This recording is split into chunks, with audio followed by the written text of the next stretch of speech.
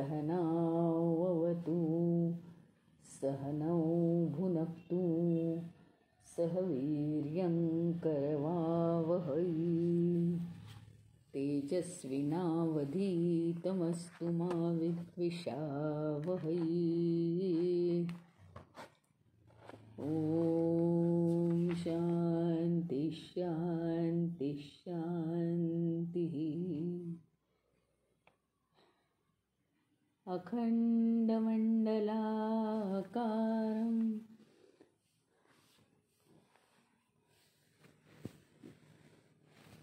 चराचरं तत्पदं दर्शितं येन तस्मै श्रीगुरवे नमः। अज्ञानतिमिरान्धस्य ज्ञानाञ्जनशलाकया चक्षुरुन्मीलितं येन तस्मै श्रीगुरवे नमः। गुरुर्ब्रह्मा गुरुर्विष्णु गुरुर्देवो महेश्वरः गुरुरेव परं ब्रह्म तस्मै श्रीगुरवे नमः। स्थावरं जङ्गमं व्याप्तं यत्किञ्चित् सचराचरं तत्पदं दर्शितं येन तस्मै श्रीगुरवे नमः।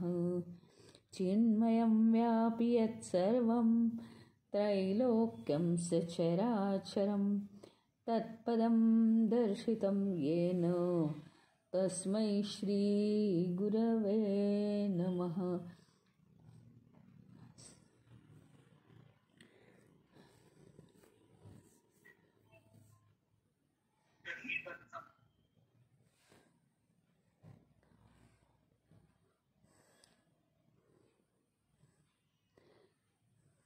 त्वमेव माता च पिता त्वमेव त्वमेव बन्धुश्च सखा त्वमेव त्वमेव विद्या द्रविणं त्वमेव त्वमेव सर्वं मम देव देव त्वमेव सर्वं मम देव देव।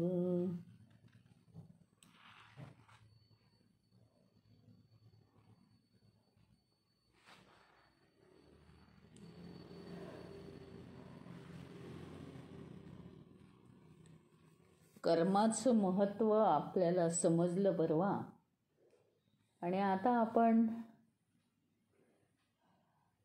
पुढच्या श्लोकाकडे जातो। असूर्यानामते लोका अंधेन तमसावृताः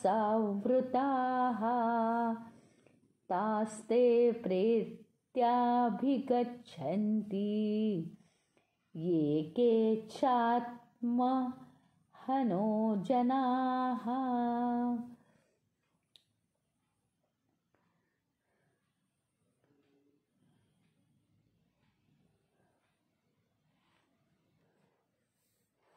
आता काय असूर्या, सूर्य म्हणजे काय? जिथे सूर्य नाही, असूर्या नाम ते लोका, सूर्यरहित लोक। अंधेन तमसा आवृता, अंधकारामुळे, आवृत म्हणजे आच्छादित झालेले। तास्ते प्रेत्याभिगच्छन्ति,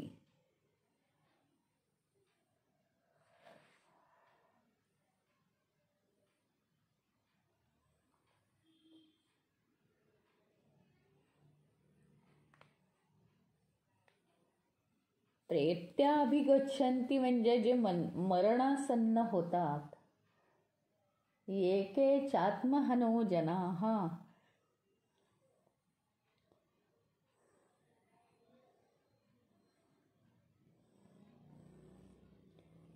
ते जणू काही काय करतात? आत्महत्या करतात।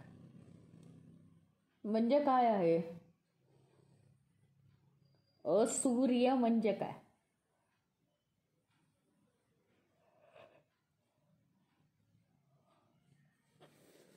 सगळं सांकेतिक दृष्टीने इथे दिलेलं आहे.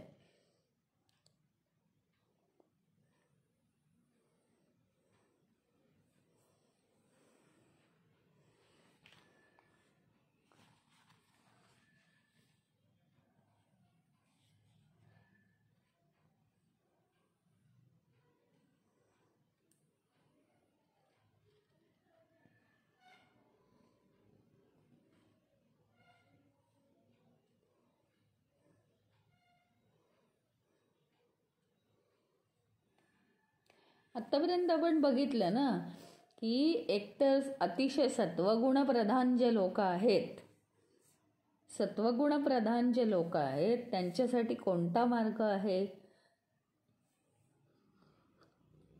पहिल्या मंत्रात दिलेला म्हणजे ज्ञानमार्ग आहे. कायम त्यांची बुद्धी कशी असते? जागृत असते. दुसऱ्या मंत्रामध्ये जो कर्ममार्ग दिलेला आहे त्याला राजस मार्गी जे लोक आहेत, राजस गुण ज्यांचा जास्त आहे त्यांच्यासाठी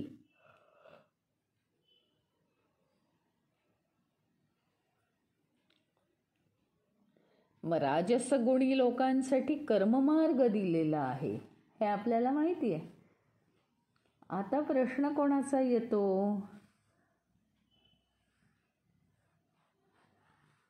दोन्हीही मार्ग जो पालन करू शकत नाही, करत नाही, त्या लोकांचा प्रश्न येतो.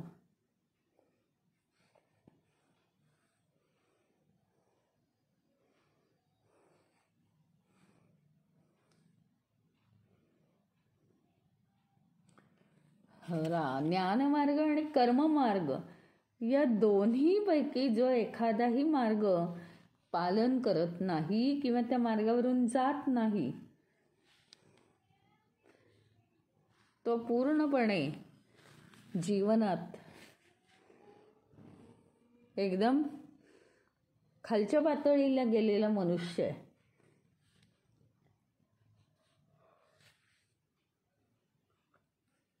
अशा लोकांना काय म्हटलेलं आहे? सूर्यरहित लोक म्हटलेलं आहे.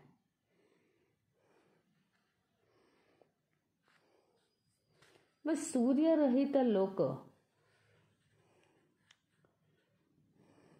म्हणजे काय?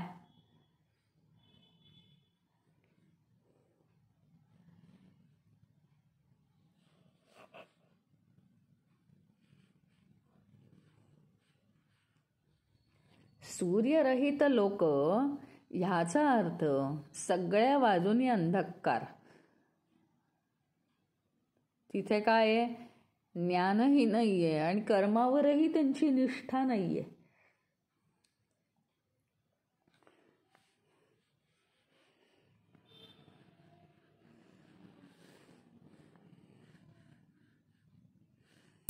अशा लोकांचं काय होणार? या लोकांना म्हटलेले सूर्यरहित लोक. त्यांचं जीवन हे काय मरणासन्न असतं.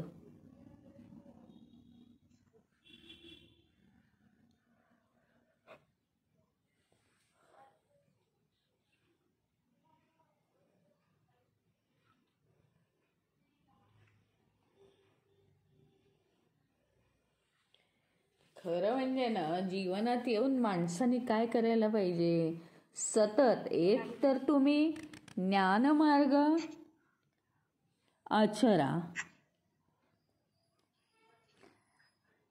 एक तर तुम्ही ज्ञानमार्ग आचरा आणि नाही तर तुम्हाला कर्ममार्गाने सर्वसामान्यांप्रमाणे गेलंच पाहिजे की नाही?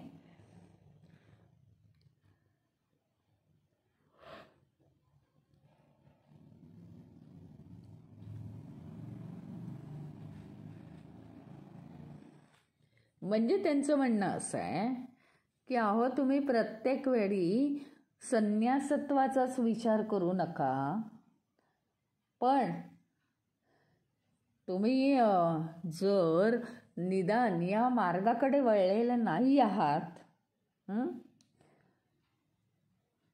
तुम्ही आध्यात्मिक मार्गाकडे वळलेले नाही आहात तर तुम्ही काय केलं पाहिजे नेमकं? कमीत कमी तुम्ही काय केलं पाहिजे? तर या जगामध्ये काहीतरी वस्तूंची निर्मिती करण्यामध्ये तुमचा वाटा असला पाहिजे. जे सर्वसामान्य लोक करतात ते वेगळं काही सांगत नाही आहे असं त्यांचं म्हणणं आहे. तर मग तुम्ही जर ज्ञानमार्ग आचरू शकत नाही, मुख्य मार्ग हे दोन आहेत. ईश्वर तुम्हाला प्राप्त करून घ्यायचं नाही आहे, त्याचं कारण सूर्यरहित लोक आहात तुम्ही. सूर्यरहित म्हणजे पूर्णपणे अज्ञान. अजिबात ईश्वराचं ज्ञानच नाही आहे, ईश्वरावर श्रद्धा नाही, काहीच नाही. म्हणजे एक सर्वसामान्य मनुष्य, नास्तिक मनुष्य, काहीही म्हणा. मग आता जर तुम्ही ते करत नाही आहात, ईश्वराला तुम्हाला प्राप्तच करायचं नाही, तुमच्या लेखीच नाही आहे ते,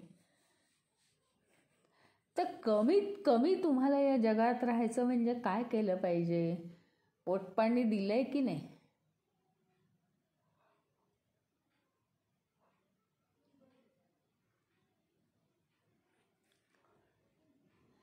कर्ममार्गाचं तरी निदान आचरण करत राहिलं पाहिजे.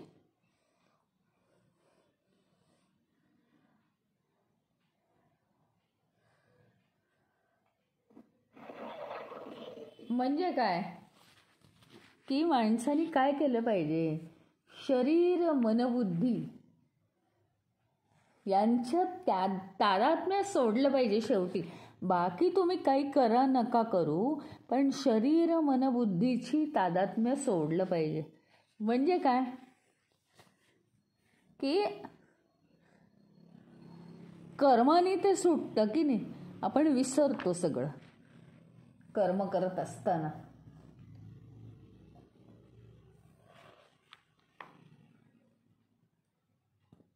कमीत कमी म्हणजे काय म्हणण्याचा उद्देश असा आहे की आपण आता समजा काही करायला लागलो तर आपल्याला कळत नाही की किती वेळ निघून गेला. ह्याचाच अर्थ आपण स्वतःशी संबंधित नसतो तेव्हा, नाही का? स्वतःशी म्हणजे शरीर मनबुद्धीशी संबंधित नसतो.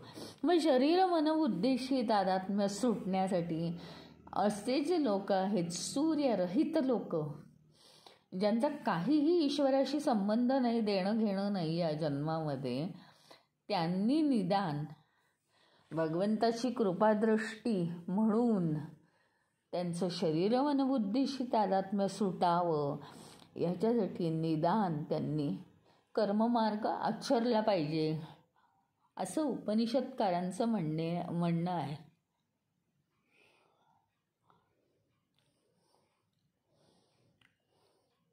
कारण एकदा कर्म करायला लागल्यानंतर देहाकडे आपलं एवढं लक्ष जात नाही.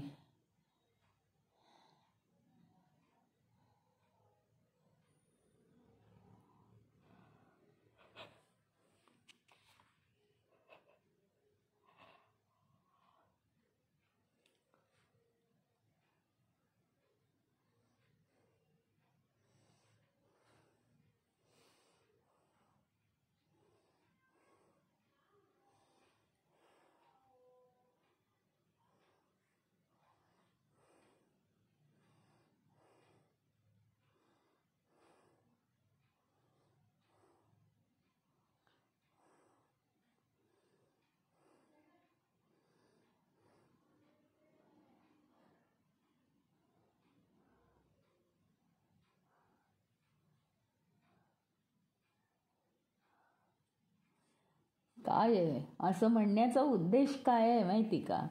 की देहाशी तादात्म्य आपलं त्यागलं गेलं, देहाशी तादात्म्याचा आपल्याला त्याग झाला की काय होईल? थोडासा तरी अपरोक्ष अनुभव येईल आणि मग त्या योगे मनुष्य पुढे पुढे जाईल.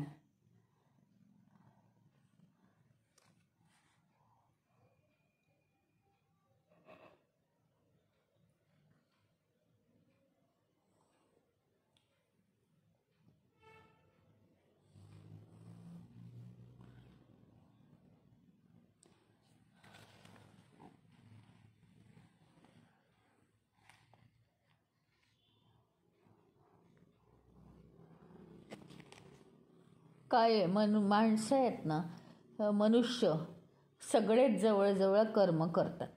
हा भाग एक आत्ताचा वेगळा झाला, सूर्यरहित लोक. पण आता बघा की सर्वसाधारणतः सगळी माणसं ही कर्माचा अवलंब करतात की नाही? ते कर्म करतातच ना.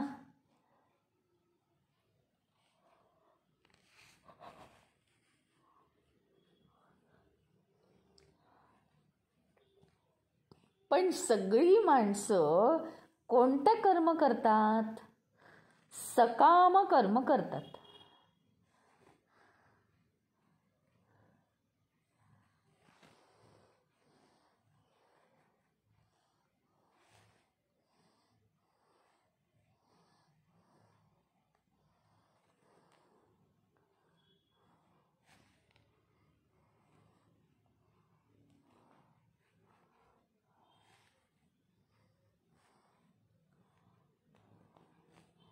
हां, सांगण्याचा उद्देश असा आहे, बरेचसे लोक सकाम कर्म करतात.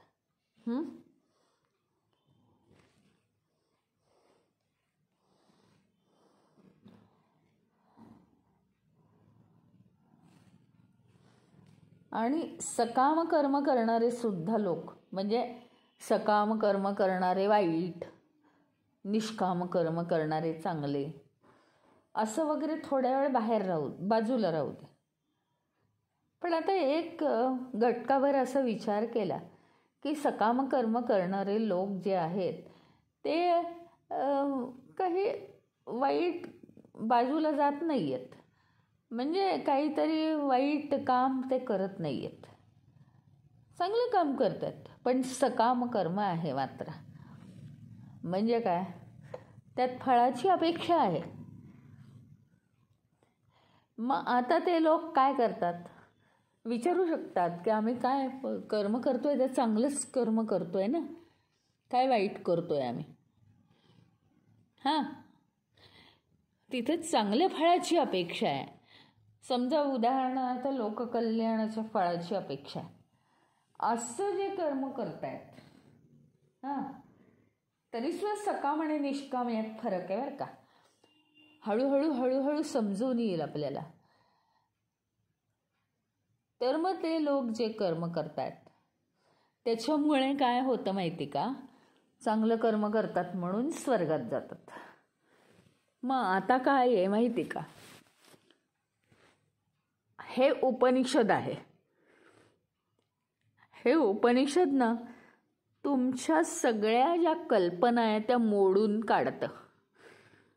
तुम्ही आता म्हणाल स्वर्ग आणि नरक, तर त्यामध्ये स्वर्ग म्हणजे उत्तम आहे ना, मग स्वर्गात राहायला मिळणं वाईट आहे का? स्वर्गातच गेलो ना आम्ही, चांगलं आहे, कंपॅरेटिव्हली चांगलं आहे. परंतु स्वर्गसुद्धा उपनिषदकार म्हणतात की स्वर्गसुद्धा काय आहे, इथे असूर्यलोकच. असूर्यलोक म्हणजे काय? अंधकाराने भरलेले, अज्ञानरूपी अंधकाराने भरलेले लोक. नुसतं पुण्याच्या मागे लागलेत. हां, ठीक आहे, चांगल्या उद्देशासाठी कर्म केलं, पण तिथे ती अपेक्षा होती, सकाम कर्म झालं, स्वर्ग प्राप्त केला. हेही असूर्य लोकाप्रमाणेच आहे. अज्ञानाचा सगळा तिथे अंधकार आहे. त्याचं कारण स्वर्गातल्या गोष्टींमध्ये, म्हणजे चांगल्या गोष्टींमध्ये लोळायचं आणि आत्मस्वरूपापासून पुन्हा दूरच व्हायचं ना. ते विचार, आत्मस्वरूपाविषयी जे विचार आहेत त्यापासून आपण दूरच आहोत.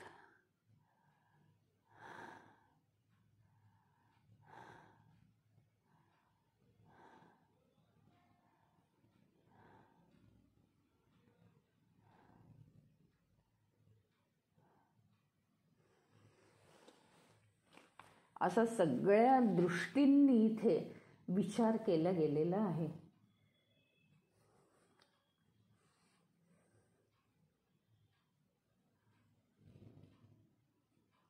म्हणून त्यांचं असं म्हणणं आहे की कितीही काहीही म्हणा, ज्ञान किंवा कर्ममार्गाचा विचार करणारे जे लोक आहेत तेच फक्त सूर्यलोक आहेत. ज्ञानही ज्यांना नको आहे आणि कर्मही करायचं नाही ते असूर्यलोक होत.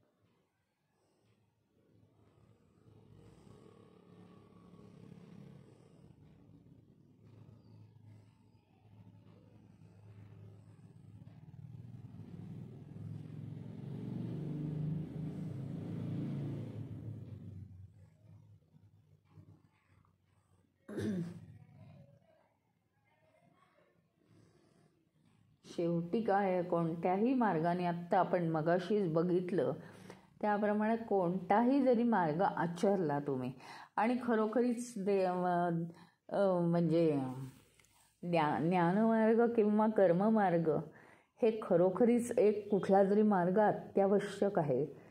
त्याचं कारण आहे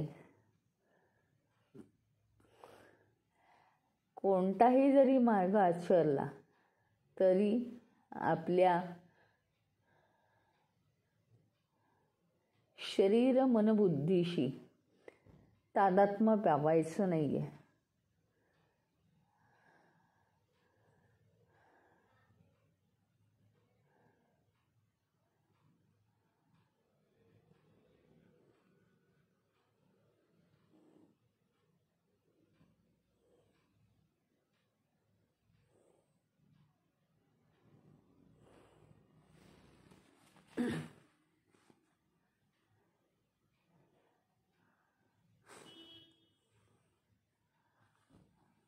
त्याचं कारण आहे हे जे शरीर मनबुद्धी आपल्याला दिलेलं आहे, शरीर मनबुद्धी जे आपल्याला मिळालेलं आहे त्याला जर आपण चिकटलो तर तुम्ही वाटच नका बघू की कधी काही चांगल्या गोष्टी मिळतील आपल्याला. कारण त्याला जर आपण चिकटलो तर सगळी अविद्याच असते. मग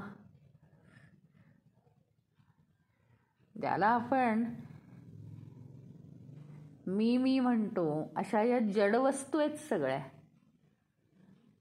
आधीच त्याच्याशी आपलं तादात्म्य जन्मजन्मांतरीचं आहेच नातं, अत्यंत जवळचं नातं. आता ते कल्पनेनी तोडता येत नाहीये. त्यामुळे तादात्म्य भक्कम होतं. शरीर मनबुद्धीशी तादात्म्य पावल्यावर आपण आत्मतत्वापासून लांबच जाणार नेहमी.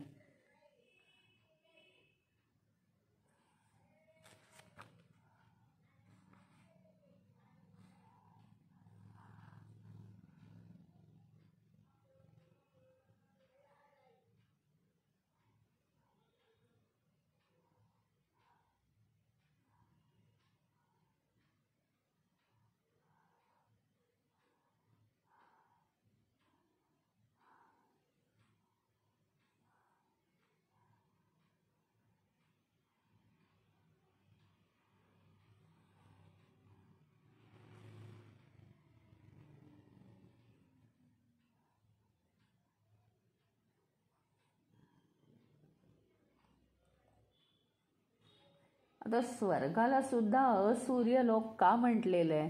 कारण स्वर्गामध्ये काय असतं, एखादं चांगलं पूर्ण पुण्यकर्म आपलं हे स्वर्ग प्राप्त होण्यासाठी ते कारणीभूत होतं हे मान्य आहे. पण स्वर्गामध्ये आपल्याला इतके चांगले चांगले भोग भोगायला मिळतात की त्या भोगांच्या योगे साहजिकच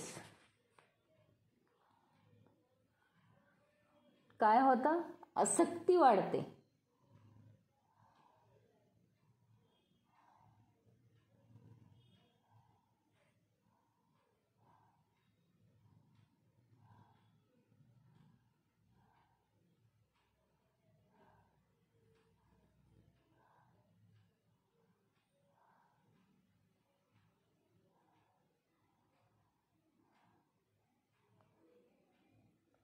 आणि आसक्ती आपली जर वाढली म्हणजे स्वर्गामध्ये भोग भोगत असताना आपली आसक्ती वाढते.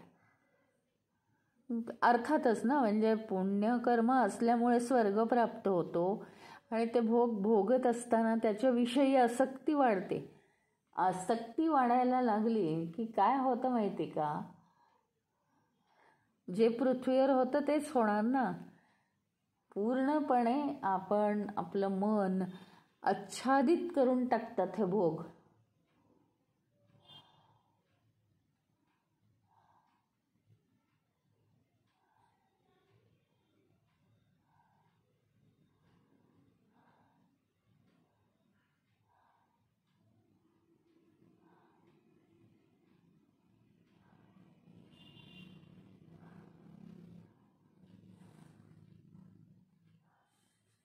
आणि काय आहे मरण म्हणजे हे असे असूर्य लोक हे मरणासन्न अवस्थेत असतात.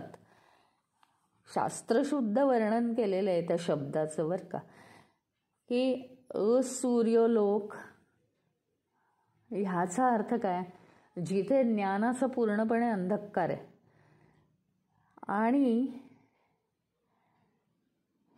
हे कसे असतात मरणासन्न अवस्थेत. ह्याचा अर्थ काय माहिती का, मरण हे काय दाखवतं माहिती का, पुनर्जन्म दाखवतं ते.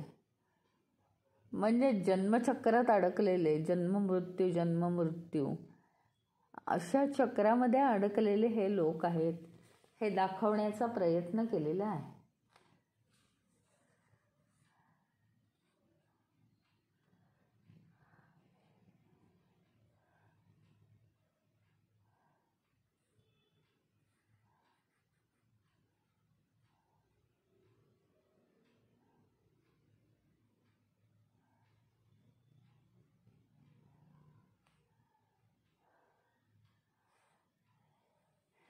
कारण काय की मरणासन्न एवढ्यासाठी म्हटलेलं आहे की त्यांना काहीच करायचं नसतं. एकतर पहिली गोष्ट म्हणजे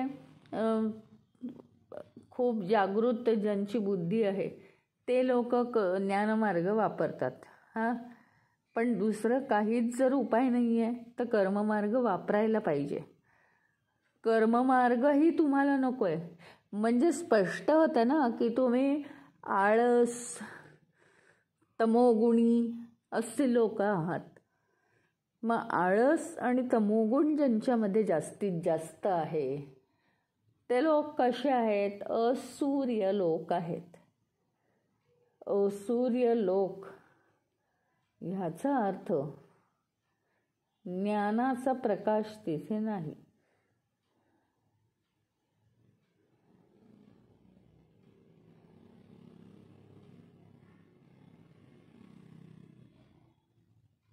आणि जिथे ज्ञानाचा प्रकाश नाही तिथं होतं काय, मरणासन्न अवस्था येते. याचा अर्थ आळस तमोगुण याच्यामध्ये लोळत राहतो मनुष्य, त्याला कधीच काहीच करावं असं वाटत नाही, त्याची दुनिया एकदम वेगळी होऊन जाते. पण यातनं कशाचीही निर्मिती होत नाही आणि तो मनुष्य मरणासन्न अवस्थेला. याचा अर्थ त्याला आयुष्यात आता काही एक्सपेक्टेड नाही. कधी एकदा या जीवनाला मृत्यू येतो आणि पुढचा जन्म प्राप्त होतो. या गतीला तो लागतो.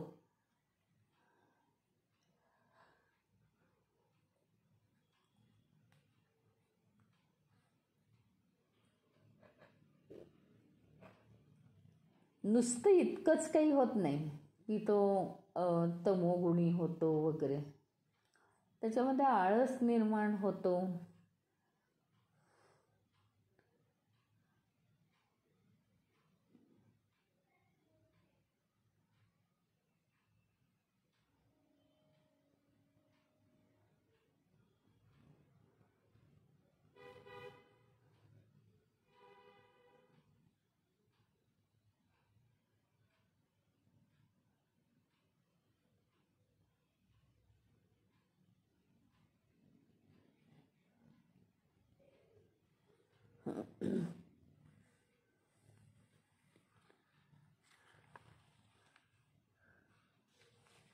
हे सगळं एवढ्यासाठी इथे सांगितलेलं आहे की ज्ञानमार्ग आणि कर्ममार्ग हे दोनपैकी कोणताही एक मार्ग किती आवश्यक आहे. आणि ज्यावेळी दुसरा श्लोक आपण केला त्यावेळीच तर त्यांनी सांगितलं होतं की जर तुम्हाला म्हणजे कोणत्याही कारणाने ज्ञानमार्ग शक्य नाही आहे तर कर्ममार्ग अत्यावश्यकच आहे ना, असं सांगितलेलं आहे. दुसरा तुम्हाला न अन्य मार्ग हा असती, दुसरा मार्ग तुमच्यासाठी नाही. इतकं कान उघडलेल्या असताना सुद्धा जर कोणी या दोन मार्गांपैकी कशाचाही अवलंब करत नसेल तर तो मनुष्य असूर्यलोक म्हणजेच तो मरणासन्न अवस्थेला प्राप्त होतो. म्हणजे त्याला ज्ञानही नको आहे आणि त्याला बुद्धीही नको आहे.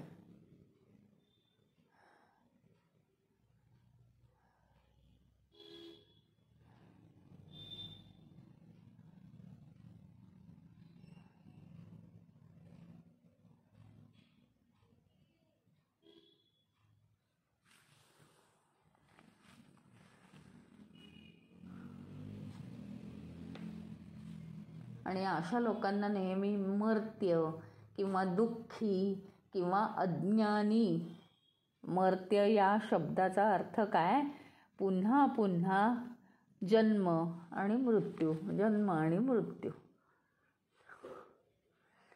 मग तुम्ही म्हणाल कर्ममार्गाने सुद्धा तसंच होतं, तर कर्ममार्गाने तसं होत नाही. त्याचं कारण आहे की आपण शिकलो म्हणजे की कर्ममार्गाने तसं होत नाही. सकाम कर्म जरी केलं तुम्ही, म्हणजे आठवत असेल बघा तुम्हाला दुसऱ्या श्लोकाच्या बाबतीत की जरी तुम्ही सकाम कर्म केलं तरी काय होतं, सकाम कर्मामध्ये सुद्धा तुम्ही थोडा वेळ शरीर मनबुद्धीचा त्यागच करता, त्या कर्माच्या विचारांमध्ये अडकता. आणि अशी कर्म जर सतत करत गेलं तरीसुद्धा कमीत कमी एक फायदा होतो की शरीर मनबुद्धीचा त्याग होतो आणि आपसुकच थोडेफार तरी आपण सत्वगुणी होत होत पुढे याचा परिणाम असा की आपण ज्ञानमार्गाचं आचरण करू शकू. आणि त्याहून एक गॅरंटी दिली आहे की सकामकर्म नाही जरी केलं तरी हीच कर्म माणसाला जर चांगलं ज्ञान झालं असेल, कर्म अखंड आहेत माणसाच्या जीवनात, कर्मांची कमी नाहीच आहे, तर अशी कर्म अखंड करत करत पण माणसाला जर ज्ञान झालं की आपण निष्काम कर्म करावं, म्हणजे अहंकाराचा त्याग करून ईश्वराची सेवा म्हणून कर्म करावं, असं जर माणसाला समजलं असेल, मनुष्य ज्ञानी झाला असेल तरी सुद्धा तर उत्तमच आहे. म्हणजे की तो निष्काम कर्म करत 100 वर्षामध्ये सगळी कर्म संपवून तो आत्मज्ञान प्राप्त करू शकतो किंवा तो या सगळ्यातनं मुक्त होऊ शकतो. हे आपण बघितलेलंच आहे. म्हणजे कर्ममार्ग तरी कमीत कमी तुम्ही आचरायला पाहिजे असं त्यांचं म्हणणं आहे. जर तुम्हाला अज्ञानी राहायचं नसेल तर नाही, तर मग इलाज नाही. माणसानी ज्ञानमार्ग हा फार थोड्यांसाठी आहे, ज्यांचं मन चित्त बुद्धी हे स्थिर आहे आणि ते सहज ध्यानाला बसले की देहमनबुद्धीचा त्याग करू शकतायत, त्यांच्यासाठी ज्ञानमार्ग ठीक आहे. पण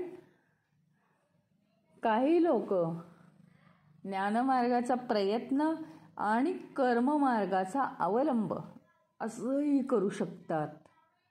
आणि ज्यांना ज्ञानमार्ग अजिबात शक्य नाही ते केवळ कर्ममार्गाच्या योगाने काय करू शकतात? देह मन बुद्धीचं तादात्म्य बंद करू शकतात. या श्लोकामध्ये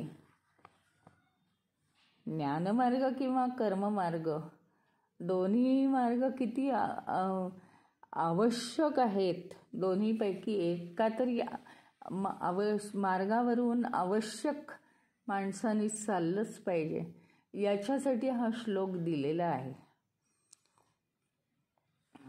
नाही तर जन्ममृत्यूच्या जाळ्यात अडकावं लागतं.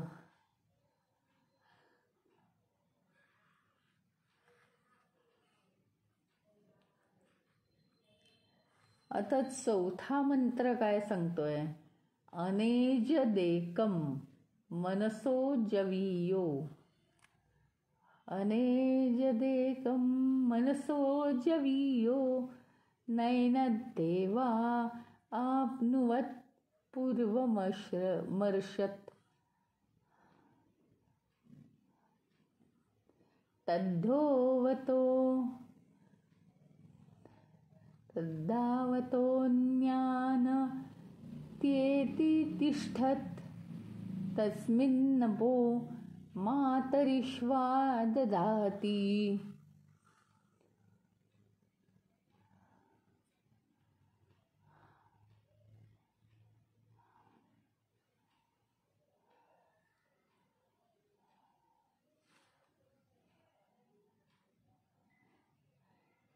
अनेजत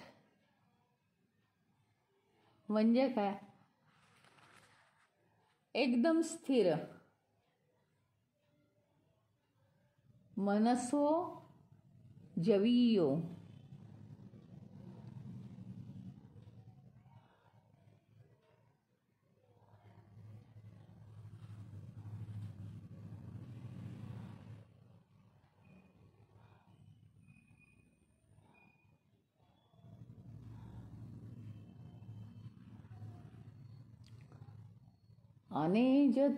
अनेजत एकम अचल स्थिर. मनसो जवीयम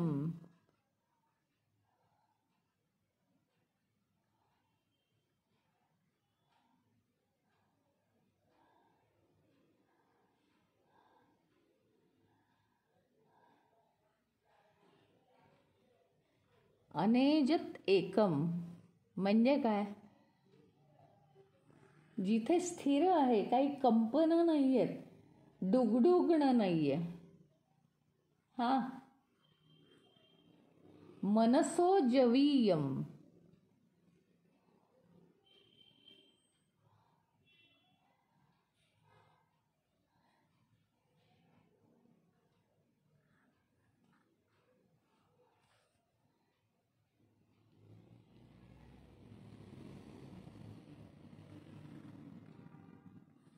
म्हणजे अतिशय ज्याला शीघ्र गती आहे. मनाला जशी गती खूप जोरात असते ना, क्षणात मन कुठेही पोचतं. नैनद देवा आपनु वन्युर्व मर्षत.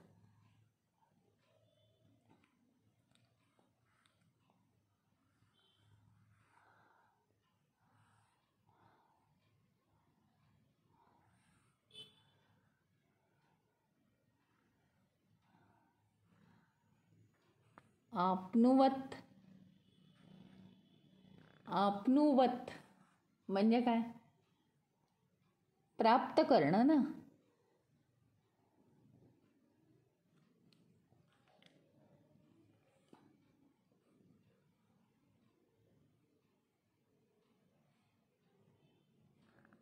काय आहे? आत्मा कसा आहे, चैतन्य कसं आहे? एकदम स्थिर आहे ना, अतिशय स्थिर आहे ते, कंपनं नाही आहेत तिथे. आणि अजून कसा आहे आत्मा? तर मनापेक्षा जास्त गतिवान.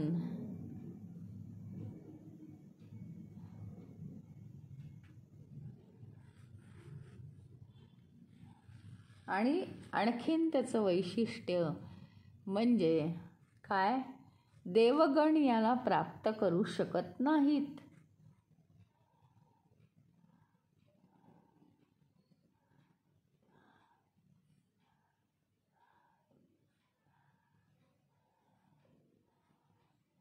देवगण याला प्राप्त का करू शकत नाहीत? त्याचं कारण ते स्वर्गात असल्यामुळे ते उपभोग घेतात आणि शरीर मनबुद्धीशी त्यांचं तादात्म्य राहत नाही.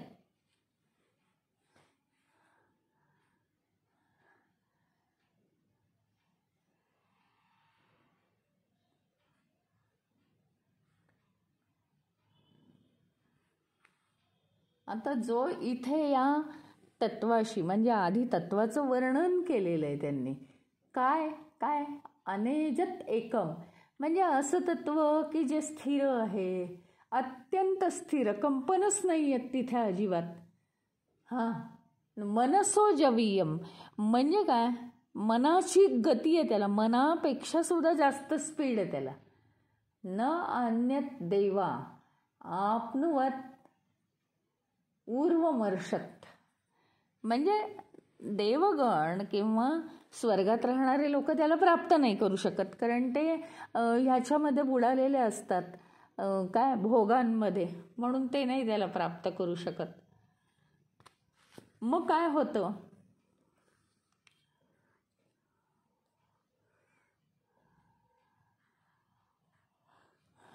तो स्थिर असतो, पण तो इतर गतिशील गोष्टींचं अतिक्रमण करतो.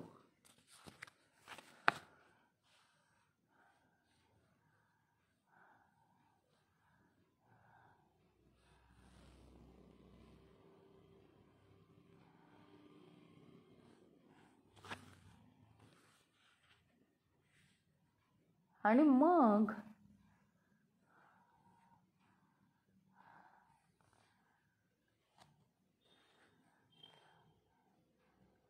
तो या मार्गावरून पुढे चालतो.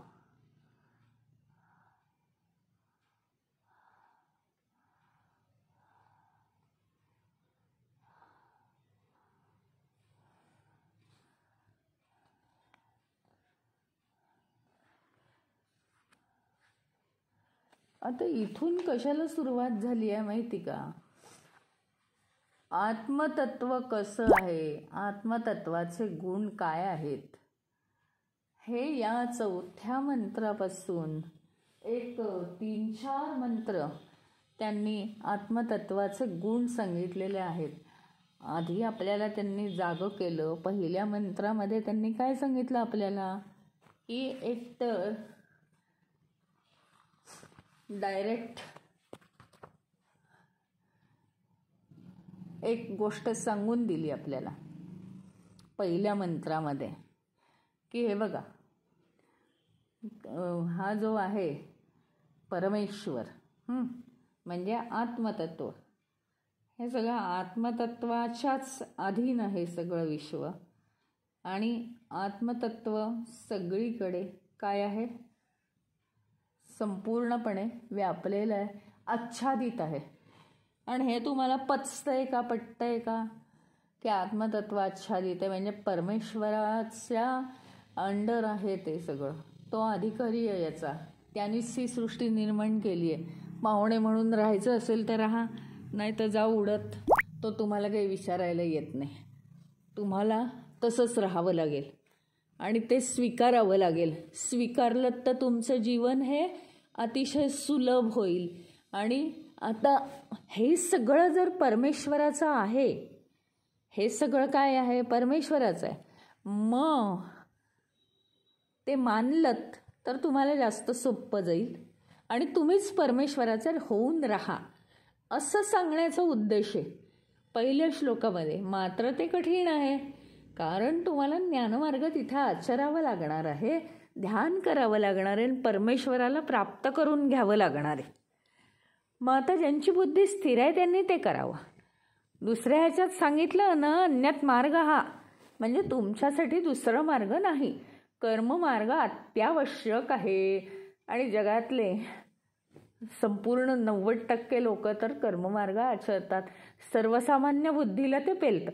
आता तिसऱ्या श्लोकात असं सांगितलं, म्हणजे दुसऱ्या श्लोकात हे त्यांनी महत्त्वाचं सांगून टाकलं की सकाम कर्म केलं तरीसुद्धा मनबुद्धीच्या पलीकडे तुम्ही जाऊ एवढ्यासाठी शकता की मनबुद्धी देह यांच्याशी तादात्म्य कमी होतं. आपण ते विसरून जाऊ शकतो आणि कर्म करू शकतो. आणि निष्काम जर कर्म केलं तर प्रश्नच नाही आहे. हां, हे झालं. तिसऱ्या श्लोकामध्ये त्यांनी काय सांगितलं आहे की हे दोन्ही जे आचरत नाहीत ते काय होतात तर असूर्य लोक आहेत. ते म्हणजे अज्ञानी आहेत, पूर्णपणे अज्ञानी, तमोगुणांनी भरलेले आहेत. आणि त्याच्यामुळे त्यांना गती काय आहे, ते मर्त्य लोक आहेत. म्हणजे जन्ममृत्यूच्या फेऱ्यातनं आयुष्यात कधी सुटणं शक्य नाही. त्यांनी संपूर्ण ते सोडूनच द्यावं. मग असे मर्त्य लोक अजून कोण आहेत तर देवलोकसुद्धा, देवगणसुद्धा मर्त्य लोकच आहेत. कारण ते जातात पुण्यकर्म करून स्वर्गामध्ये आणि स्वर्गामध्ये गेल्यावर भोग भोगतात आणि पुन्हा देहमनबुद्धीशी तादात्म्य पावतात. त्याच्यामुळे ते परत मर्त्य लोकच आहेत. त्यांची पुण्य संपली की ते स्वर्गातनं परत खाली उतरतात आणि पुन्हा त्यांना सुरू दुःख वगैरे पुन्हा त्यांना सुरू होतं. हे तिसऱ्या श्लोकाचे. चौथ्या श्लोकापासून ज्या आत्मतत्वाशी आता तुम्ही आराधना करणार आहात त्या आत्मतत्वाबद्दल आता एक 3-4 श्लोक सांगितलेला आहे. तो आता उद्यापासून अत्यंत महत्त्वाचा भाग असेल. जणू काही तो भाग काय असेल, ध्यानाचाच भाग असेल. त्याच्यावर आपण आता उद्यापासून चर्चा करणार आहोत. चौथ्या श्लोकापासून ते कसं आवश्यक आहे त्याच्यावर विचार करणं. हे 3 श्लोक सांगितल्यानंतर चौथ्या श्लोकावरती उद्या डायरेक्ट विचार करायचा आहे की आत्मतत्व म्हणजे नेमकं काय.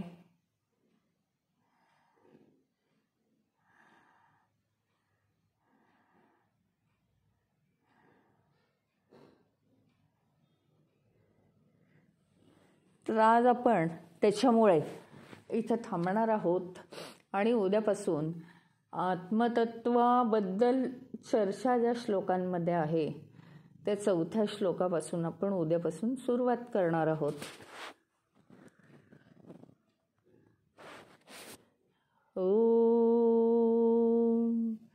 ओम पूर्णमदः पूर्णमिदं पूर्णात् पूर्णमुदच्यते पूर्णस्य पूर्णमादाय पूर्णमेवावशिष्यते. ओम शांति शांति शांति. हरि ओम. श्री गुरुभ्यो नमः. हरि ओम.